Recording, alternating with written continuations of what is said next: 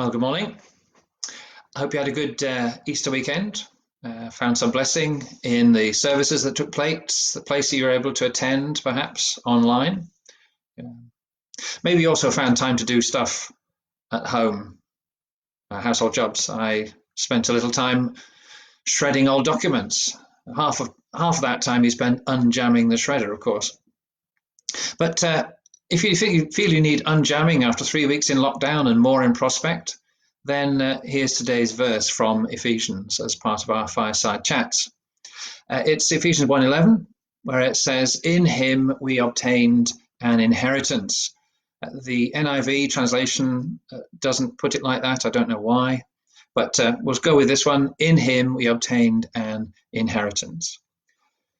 Where there's a will, there's a relative. That's what they say, especially where there's lots of money. And many of the classic stories that we tell ourselves revolve around inheritances.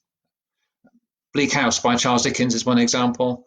Young man fights for his inheritance that's got locked in the courts of chancery, and he wins in the end, but in the end the inheritance has no value. It's all gone. Little Princess is another one. A young girl sent to school by rich parents. Parents die and all contact is lost. And so she ends up a servant in the school. And meanwhile, relatives or friends of parents are nearby looking for her. Is she going to get her inheritance? And in both stories, we feel for these people because there's an inheritance that is due to them. And are they going to get it? Well, if you're a Christian, you will know that your story is different. You've been brought into an inheritance, is the way that Paul is describing it. But it's an inheritance that is not yours by right. You've been brought in to the family from the outside, and you've been brought in as an equal to get an equal share with all the other members. Think of the stories where that doesn't go well. But in fact, what's happened here is that Jesus, the elder brother, has given himself so that you might share the inheritance. He gave his life so that you could share in all the riches that God has for you. He laid down his life so that you should have an eternal inheritance. In fact, Peter puts it this way, that you have an inheritance that can never perish, spoil, or fade.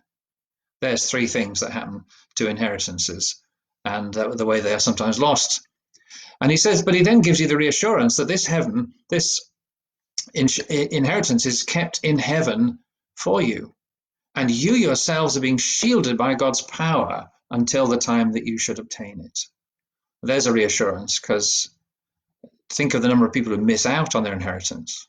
Or they do say that if you somehow manage to win the lottery, 1 in 40 million chance, you've got more chance of dying on your way to collect it than you have of winning it in the first place.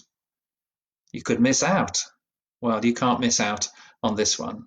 Now, this is an inheritance that is kept in heaven, and you are being kept for it. And it's this, Peter says, that empowers you to live in the tough times that you face at the moment. You have an anchor, and your hope is anchored to that, and the anchor is set in heaven in the Lord Jesus himself. That's one reason Jesus said, actually, you should make sure that your treasure is in heaven, your real treasure.